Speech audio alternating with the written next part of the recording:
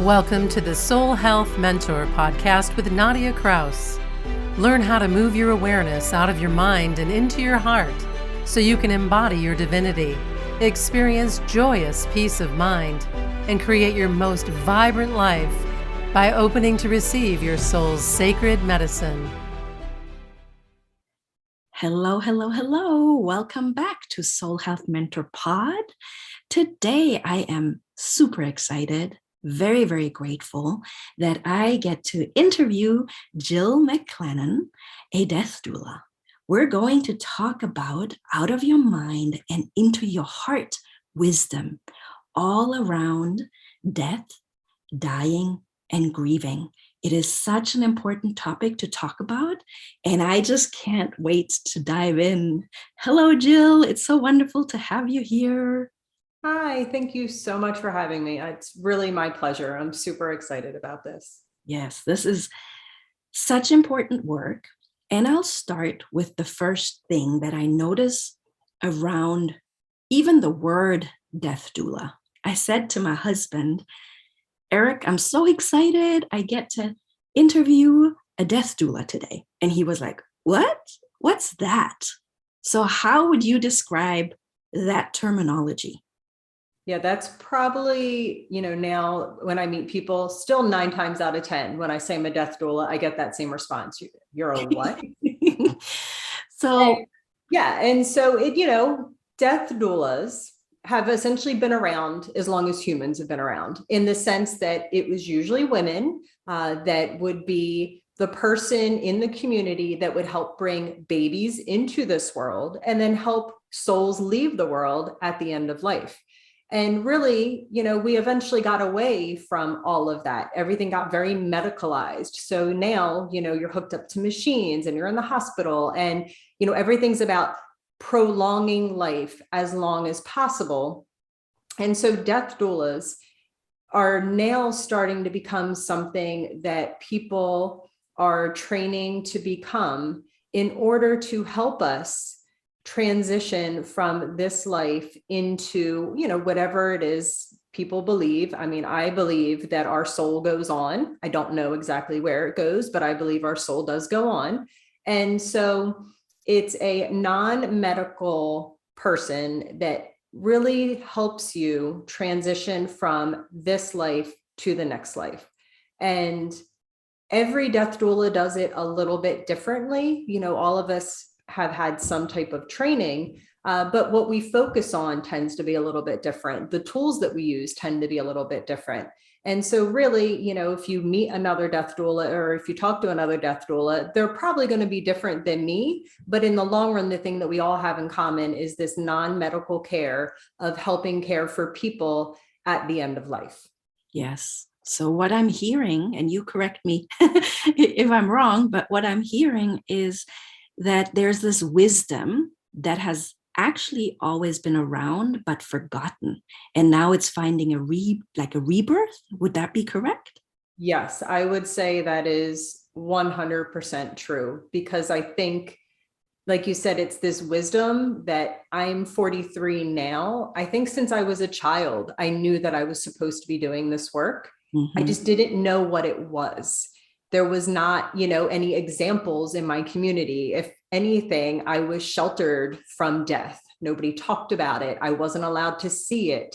And so when I heard the term death doula in the summer of 2019, it was on a podcast. And as soon as I heard it, it was like part of me lit up. I felt it in my body. And I was like, that is it. That's me. That's what I'm supposed to do.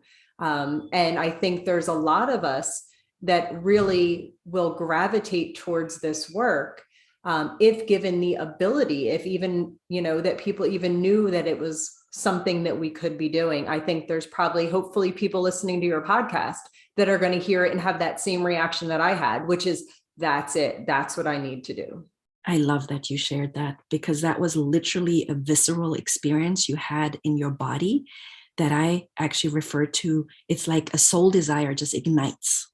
Yes, very much. I love that you shared that. Yes, because it's this visceral response where your soul it's that out of your mind and into your heart wisdom. It's something you can't explain because it's not your mind that is giving you the visceral experience. It's literally your soul. But we come to the worldly things, right? So now you were inspired to do this, but what actually empowered you to go through with it? Yeah, because if anything, my mind definitely got in the way. I had all the stories of, you're 40 something years old, like you have a job that you actually love. Like, what are you thinking that this is what you want to do?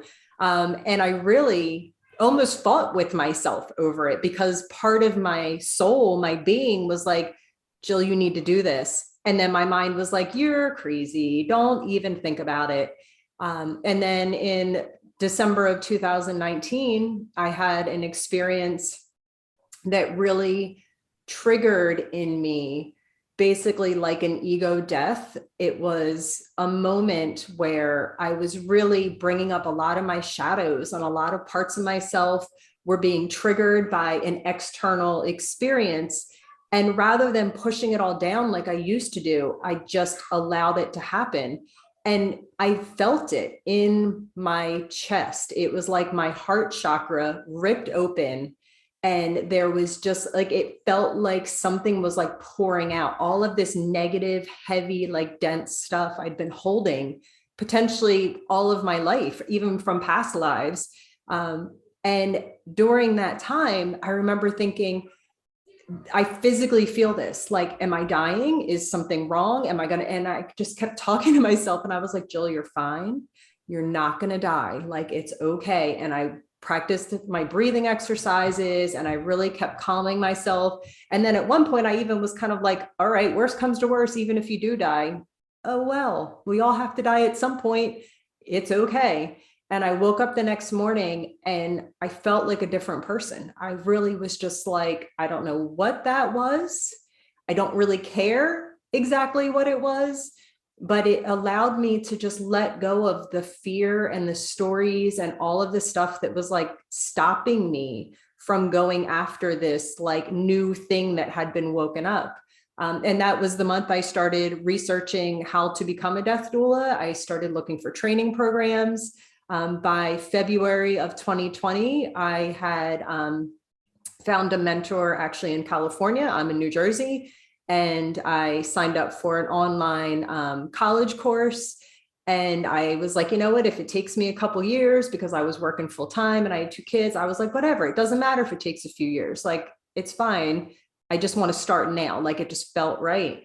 And then, of course, with COVID, then the whole world kind of stopped. And by the time that I got through all my training, because I was working from home and I had a lot more time to do my trainings for my death doula, I was able to get my business up and running by July of 2020. It just like, it happened so quickly, but it feels right. Like, it feels like part of me is like, thank you. Like, this is it. This is what you're supposed to be here to do, is to help people heal and be able to really get that deep soul healing, so that when we die at the end of this life, we can die in a place of completely letting go of all the attachments that we had in this lifetime and be able to move on free, essentially. Absolutely. Wow. What I'm hearing is that you even had to go through a type of death to be able to address the topic of dying and grieving. So yes, that is mind-blowing, because how are you going to ever change and transform if you're scared of an identity death? So it's not just that we need it at the end of the life to have a better experience in living by having a better relationship to dying, but we need it to change. We really need to have a good relationship with death, dying, and grieving. So tell me, how would you talk to someone that has never thought about it, that is really, really scared talking about death and dying and grieving? How would you begin? Usually when I'm first beginning conversations with people that they're really afraid of dying, they're afraid of death, they don't even want to say the word or have the conversation, I really try to start it off by asking a lot of questions, almost to allow them to come up with the reason why on their own. Even though I can tell them, it's usually because we're totally sheltered from death and dying. We're taught that it's almost a dirty word to say it. We say somebody passed away, or like we come up with all these other things. Like I can tell them all of that. But really, I find that if I can ask questions and get them to gently probe into the reasoning on their own, they're a little bit more receptive. And often I remind them over and over and over to be gentle with yourself. Like I find that sometimes we're so hard on ourselves of like, well, I shouldn't feel this way. And why? And no, just be gentle, be kind, be compassionate to yourself, especially if this is something that you've avoided your entire life, it's going to feel a little uncomfortable. And I really love having the conversations. And most of the time when I talk to people, it's really very flattering. A lot of times they'll say like, oh, this isn't scary. Like I thought talking about this stuff would be scary, but you're very comforting to talk to. And I'm like, well, that's kind of the point. Is like, I don't want it to be scary. I don't want it to be morbid. I want it to feel like something that is going to help us grow and be able to really enjoy our lives here, no matter how long it is, whether I die tomorrow or whether I die in 50 years. The more that I learned about death and dying and faced my own fears and beliefs around it, the more that I'm really able to be fully present, appreciate life, really be more patient and kind and gentle to all humans. But especially for me, it's most meaningful that I'm kinder and more patient with my family, my children and my husband, because I know that in the long run, we're all going to die. And so I really want to be in the moment with them. And I want to really help other people understand that. And so I try to very gently bring them into these conversations. And then also, not force it. If somebody's really shutting down around it, then like, awesome, let's talk about flowers. That's fine with me too. So, but on this podcast, we don't just talk about flowers. We talk about out of your mind and into your heart wisdom. So I'd be really, really curious, and I'm asking this for the listeners as well. Would you share 4 questions that can help us ponder on dying and death and grieving? Yeah, I think probably one of the things that helped me the most was asking myself, because at first, when I started learning about, all of these things with my training, I wasn't the type of person that was afraid of dying. I was always kind of attracted to this world ever since I was a child. But I still had some of those things in there. And so one of the things that really helped me was wondering what grief I had that I was holding in my body that I hadn't processed. And so as I started thinking about it, even, the death of who I thought I was, we still need to grieve those things. For me, the biggest one was I had never really gone through the process of grieving my grandfather who died when I was 4 years old. And once I was able to process some of that grief, I found that some of my fears and anxieties about losing my family was able to just kind of like soften a little bit. Again, what was your upbringing, whether it was religion or just your community around you?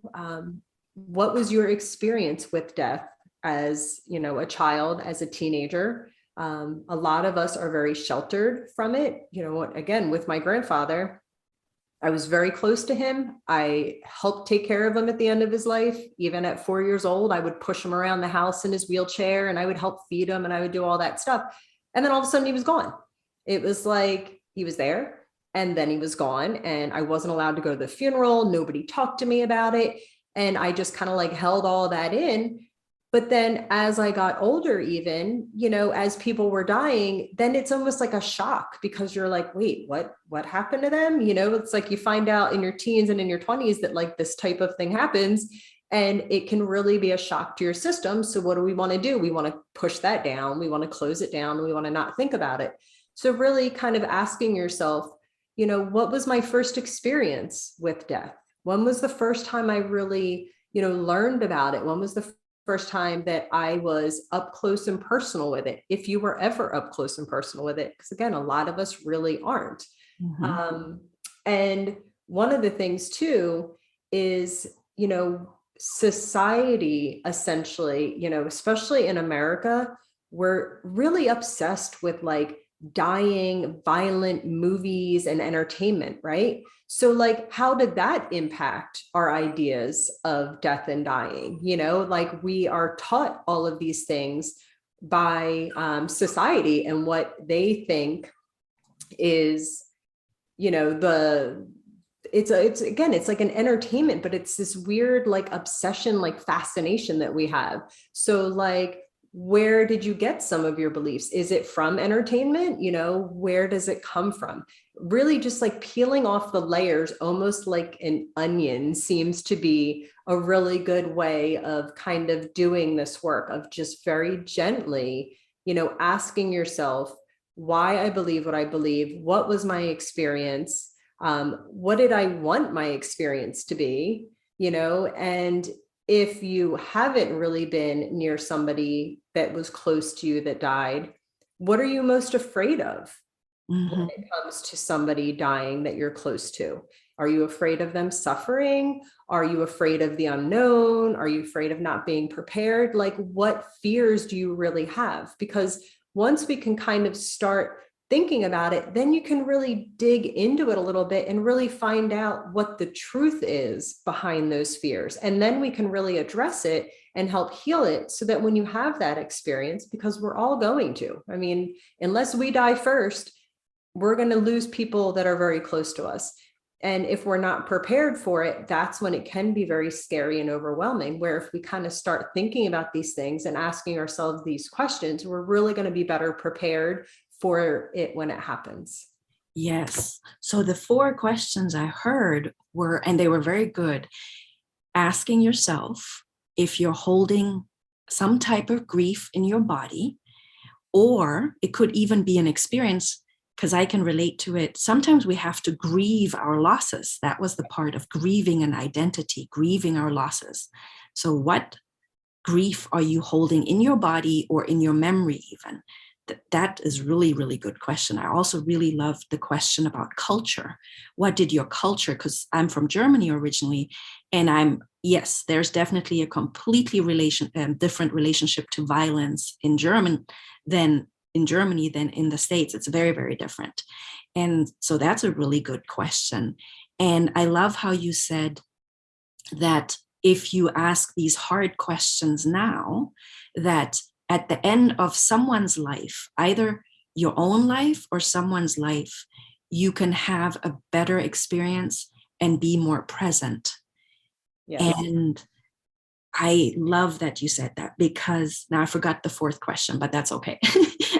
I was going through my mind what really touched me as you shared, but that's okay. It'll come back. What I love about the end of life clarity is that if we have a good relationship with death, then we can actually find a very healing presence in being there with someone dying.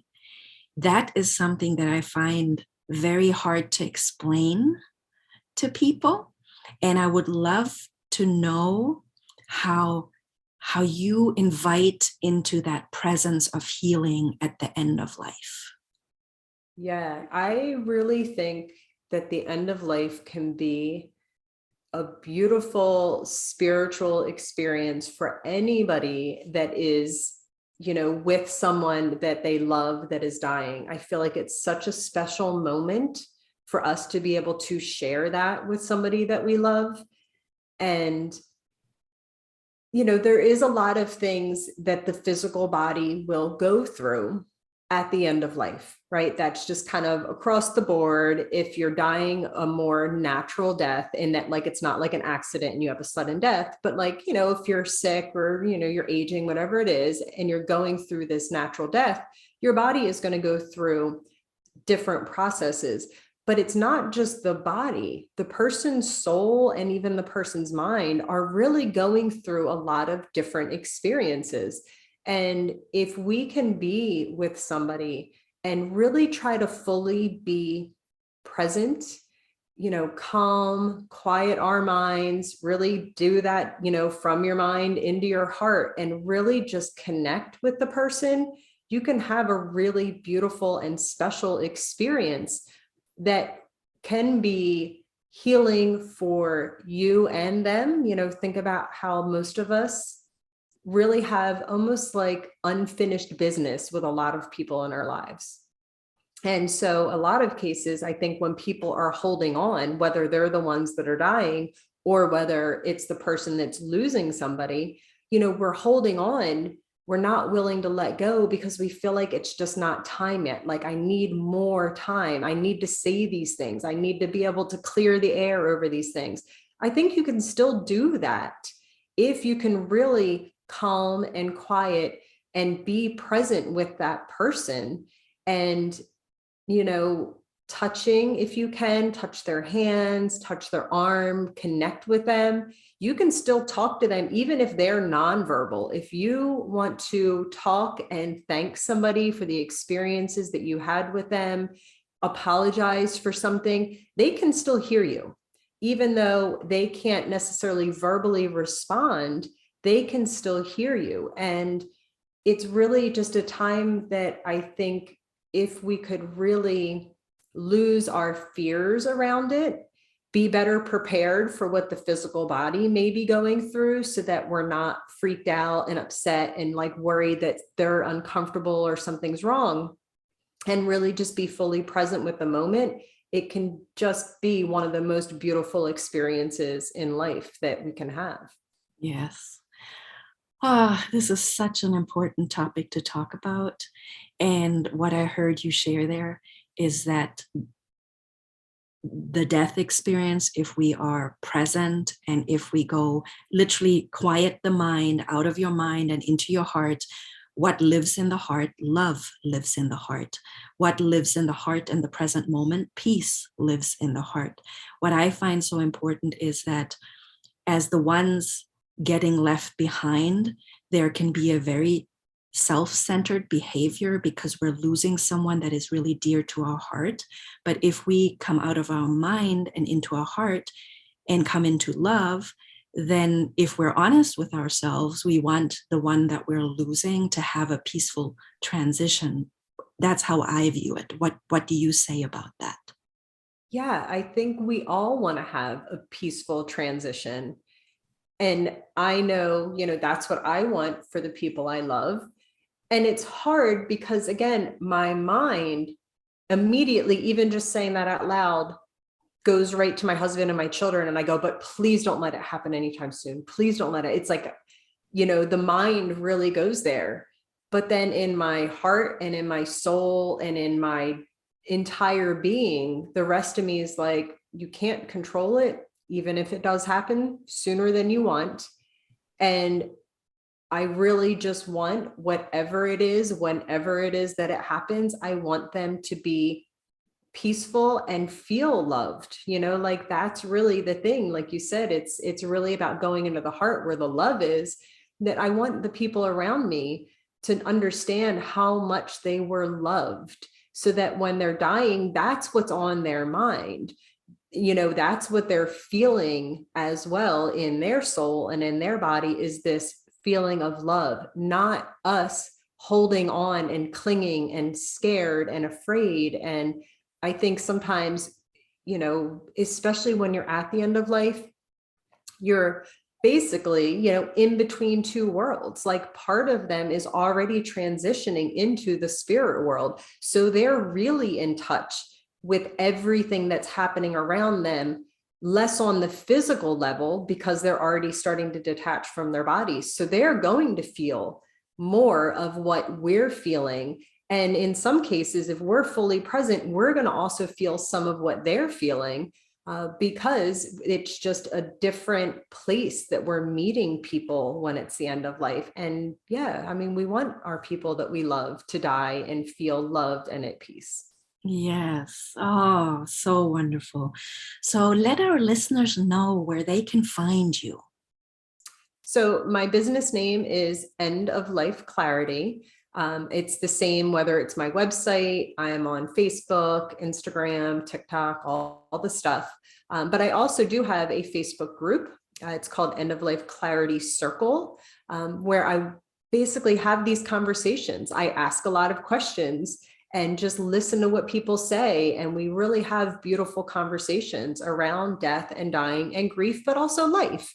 Like I'll ask different things that aren't necessarily about death and dying, but have to do with life, because you can't separate one from the other. And people are always welcome to reach out to me, on any of the social media, or, send me an email. My email's on my website as well.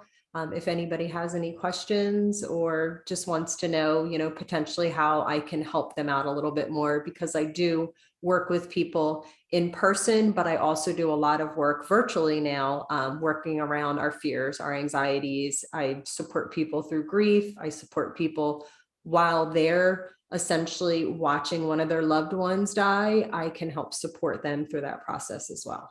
Beautiful. Thank you so much for being here today on Soul Health Mentor Pod and sharing this important work. And it is my hope that this,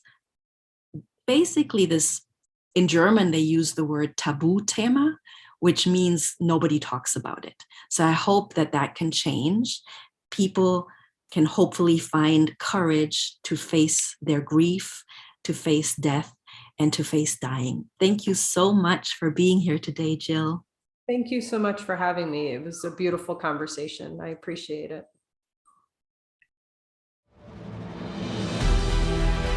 Thank you for listening to the Soul Health Mentor podcast with Nadia Kraus.